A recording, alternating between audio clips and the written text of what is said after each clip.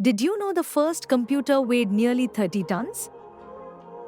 In the next few seconds, you'll learn about ENIAC and its massive impact on technology. ENIAC stands for Electronic Numerical Integrator and Computer. Built in 1945, it was the size of a room. It could perform complex calculations in seconds. Before ENIAC, such tasks took hours or days. It was used for military and scientific purposes. ENIAC's creators were John Mauchly and J. Presper Eckert. Their work set the foundation for modern computing. Imagine a world without ENIAC's influence.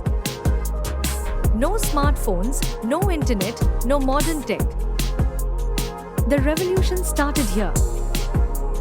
Fascinated by the past? Hit the like button if you found this useful. Subscribe for more tech facts. Stay tuned for more incredible stories.